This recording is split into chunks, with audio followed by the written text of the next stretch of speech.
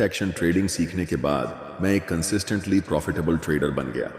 और इसीलिए इस वीडियो में मैं आपको एक ऐसा 3 चरणीय प्रक्रिया बताने वाला हूं जिससे प्राइस एक्शन ट्रेडिंग, जो शुरू में बहुत मुश्किल और कॉम्प्लिकेटेड लगती है, उतनी ही आसान बन जाएगी जितना लूडो खेलना। तो सबसे पहले, प्राइस एक्शन ट्रेडिंग आखिर है क्या? ये एक ऐसी ट्रेडिंग स्ट्रेटजी है जिसमें हम किसी भी इंडिकेटर का इस्तेमाल नहीं करते, बल्कि सिर्फ प्राइस मूवमेंट को एनालाइज करके ट्रेड करते हैं। इसका मतलब है कि हम मार्केट में प्रॉफिटेबल ट्रेड सेटअप्स को ढूंढने के लिए सपोर्ट और resistance, candlestick patterns, trend lines, supply और डिमांड जोन्स, चार्ट पैटर्न्स जैसी चीजों का इस्तेमाल करते हैं। इन सभी टूल्स का सही कॉम्बिनेशन हमें यह समझने में मदद करता है कि कहां पर बाय करना है और कहां पर सेल। सबसे पहला स्टेप है ट्रेंड और मार्केट स्ट्रक्चर को आइडेंटिफाई करना। उदाहरण के लिए, अगर हम AUD USD चार्ट को देखें तो यहां प्राइस लगातार लोअर हाइज और लोअर लोज बना रहा है, जो ये दिखाता है कि मार्केट डाउन ट्रेंड में है। जब मार्केट डाउन ट्रेंड में होता है तो हमें सिर्फ सेल की अपॉर्चुनिटीज को ढूंढना चाहिए, क्योंकि हमेशा ट्रेंड के साथ ट्रेड करना ही सबसे सेफ और प्रॉफिटेबल तरीका होता है। अगर आप ट्रेंड के खिलाफ ट्रेड करते हैं तो आपको कभी भी एक बड़ा लॉस झेलना पड़ सकता है, क्योंकि मार्केट आपको वाइप आउट कर सकता है। ट्रेंड को आइडेंटिफाई करने के बाद हमें मार्केट स्ट्रक्चर को भी समझना जरूरी होता है। स्ट्रक्चर का मतलब होता है कि मार्केट किस तरीके से मूव कर रहा है, कहां पर बायर्स और सेलर्स एक्टिव हैं और कहां पर प्राइस रिएक्शन दे सकता है। यही स्ट्रक्चर हमें सही एंट्री और एग्जिट पॉइंट्स ढूंढने में मदद करता है। अब हम यहां एक की लेवल ड्रॉ कर सकते हैं, क्योंकि यह इस डाउन ट्रेंड का प्रीवियस लो है। और अगर हम चार्ट के लेफ्ट साइड को देखें तो यह एक स्ट्रॉन्ग सपोर्ट लेवल भी है। इस समय प्राइस ने इस छोटे सपोर्ट लेवल को तोड़ दिया है और वापस ऊपर आकर इस सपोर्ट लेवल को रीटेस्ट कर रहा है। यही हमें अपने अगले स्टेप तक ले जाता है। अब दूसरा स्टेप है प्रिपेयर और प्रेडिक्ट करना। इस समय हम देख सकते हैं कि प्राइस इस की सपोर्ट लेवल को रीटेस्ट कर रहा है, लेकिन अभी हम यहां एंट्री नहीं ले सकते, क्योंकि हमें यह नहीं पता कि प्राइस यहां से बाय की तरफ जाएगा या सेल की तरफ। इस स्थिति में प्राइस दो चीजें कर सकता है, या तो यह रीटेस्ट के बाद वापस नीचे गिरना शुरू कर देगा, या फिर यह रिवर्स होकर ऊपर जाना शुरू कर देगा। लेकिन इस केस में ज्यादा हाई प्रोबेबिलिटी किसकी है?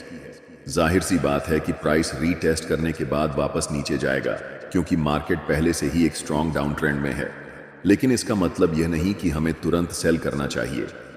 हमें इंतजार करना होगा किसी स्ट्रॉन्ग कॉन्फर्मेशन का, जो हमें यह बताए कि प्राइस अब रिवर्स होकर वापस नीचे गिरने वाला है और यह डाउन ट्रेंड कंटिन्यू होगा। यह कॉन्फर्मेशन किसी कैंडलस्टिक पैटर्न या चार्ट पैटर्न के रूप में मिल सकता है। इस समय हमें कोई ऐसा क्लियर साइन नहीं मिला है, इसलिए हमें वेट करना होगा। यही वजह है कि इस स्टेज को प्रिपेयर और प्रिडिक्ट कहा जाता है, क्योंकि यहां हम सिर्फ एक बड़े मूव की तैयारी कर रहे होते हैं। अब हम देख सकते हैं कि प्राइस इस की लेवल को ऑफिशियली रीटेस्ट कर चुका है और इस लेवल पर एक डोजी कैंडलस्टिक बन चुकी है। जिन लोगों को डोजी के बारे में नहीं पता, उन्हें बता दूं कि डोजी एक ऐसा कैंडलस्टिक पैटर्न होता है जो मार्केट में इंडिसीजन दिखाता है, यानी मार्केट डिसाइड नहीं कर पा रहा कि अब प्राइस ऊपर जाएगा या नीचे। इस समय प्राइस एक छोटे से अप ट्रेंड यानी मिनी रिट्रेसमेंट में था, और जब हमें इस तरह की डोजी दिखती है तो इसका मतलब होता है कि मार्केट अब रिवर्स करने वाला है, यानी अब प्राइस फिर से नीचे गिरना शुरू करेगा और डाउन ट्रेंड कंटिन्यू होगा। तो जब भी आपको किसी की लेवल पर डोजी दिखाई देती है तो इसका मतलब होता है कि मार्केट अब रिवर्स होने वाला है और ट्रेंड चेंज होने वाला है। लेकिन फिर भी हम यहां तुरंत सेल नहीं करेंगे। मैं चाहता हूं कि मुझे कोई स्ट्रॉन्ग कॉन्फर्मेशन मिले, जैसे कि बेरिश इनगल्फिंग कैंडलस्टिक, यानी एक बड़ी रेड कैंडलस्टिक जो यह दिखाए कि प्राइस इस लेवल को रिजेक्ट कर रहा है और अब वापस नीचे गिरने वाला है। यही वह जगह होगी जहां हमें ट्रेड में एंट्री लेनी चाहिए। तो हम अभी भी वेट करेंगे, इंतजार करेंगे कि कोई स्ट्रॉन्ग सिग्नल मिले। और देखो, बूम, अब हमें एक बड़ी बेरिश इनगल्फिंग कैंडलस्टिक दिख रही है। एक बड़ी मोटी रेड कैंडलस्टिक जो एकदम क्लियर सिग्नल दे रही है कि यहां सेल करना चाहिए। इस की लेवल पर यह कैंडलस्टिक बनने का मतलब है कि प्राइस ने इस लेवल को रिजेक्ट कर दिया है, यानी सेलर्स मार्केट में एक्टिव हो गए हैं और सेलिंग प्रेशर बहुत ज्यादा है। लेकिन अभी हम 4 घंटे के समय फ्रेम पर हैं। अगर मुझे इस ट्रेड में एंट्री लेनी होगी तो मैं 1 घंटे के टाइम फ्रेम पर जाऊंगा। जब हम 1 घंटे के टाइम फ्रेम पर जाते हैं तो हमें दिखता है कि प्राइस ने इस लेवल को एक बार नहीं बल्कि 3 बार रिजेक्ट किया है। पहली बार यहां, दूसरी बार यहां और तीसरी बार यहां। तीसरी बार प्राइस इस लेवल को तोड़ नहीं पाया और ऊपर नहीं जा सका। इसका मतलब क्या हुआ? इसका मतलब यह हुआ कि अब प्राइस गिरने वाला है और इस डाउन ट्रेंड को कंटिन्यू करेगा। अब हमने देखा कि प्राइस ने की लेवल पर एक बेरिश इनगल्फिंग कैंडलस्टिक बनाई है, जो यह दिखाती है कि यहां पर सेलर्स मार्केट में हावी हो गए हैं। यही वह जगह है जहां मैं अपनी सेल पोजीशन लूंगा। यही हमारा तीसरा और आखिरी स्टेप है, ट्रेड में एंट्री लेना। इस समय हमें बिना किसी डाउट के एक्शन लेना है और कॉन्फिडेंट होकर ट्रेड में एंट्री करनी है। मैं यहां सेल पोजीशन लूंगा और अपना स्टॉप लॉस इस की लेवल के ऊपर रखूंगा। ऐसा क्यों? क्योंकि ट्रेडिंग में मार्केट स्ट्रक्चर को समझना बहुत जरूरी होता है। अगर प्राइस यहां से रिवर्स होकर ऊपर जाने लगे तो इसका मतलब है कि मार्केट अब नीचे नहीं गिरेगा बल्कि ऊपर की तरफ जाने वाला है। ऐसे में अगर स्टॉप लॉस सही जगह पर रखा गया हो तो आपका लॉस लिमिटेड रहेगा। अगर ट्रेड हमारे प्लान के अनुसार नहीं चला तो भी हम सिर्फ थोड़ा सा लॉस लेंगे, न कि पूरा अकाउंट उड़ा देंगे। लेकिन ध्यान रखना कि स्टॉप लॉस को बहुत ज्यादा टाइट मत रखना। अगर आप स्टॉप लॉस को बहुत पास रखोगे तो प्राइस एक बार फिर इस लेवल को रीटेस्ट करने के लिए थोड़ा ऊपर जा सकता है और आपको स्टॉप आउट कर देगा, फिर भले ही बाद में प्राइस नीचे गिर ही क्यों ना जाए। इसलिए मैं हमेशा अपने स्टॉप लॉस को थोड़ा ब्रीथिंग रूम देता हूं। अगर हम लेफ्ट साइड को देखें तो प्राइस पहले भी इस लेवल तक गया था और फिर रिवर्स हुआ था। इसी वजह से मैं अपने स्टॉप लॉस को थोड़ा स्पेस दूंगा, ताकि अगर प्राइस फिर से इस लेवल को रीटेस्ट करना चाहे तो मुझे अननेसेसरी स्टॉप आउट ना होना पड़े। अब मैं अपना टेक प्रॉफिट सबसे रीसेंट लो पर रखूंगा। जहां प्राइस आखिरी बार रुका था वहीं पर टेक प्रॉफिट रखना सही होता है, तो मैं इसे इसी लेवल पर रखूंगा और अब देखते हैं कि यह ट्रेड कैसा परफॉर्म करता है। और देखो, आपका टेक प्रॉफिट हिट हो गया, बिल्कुल इसी तरह से।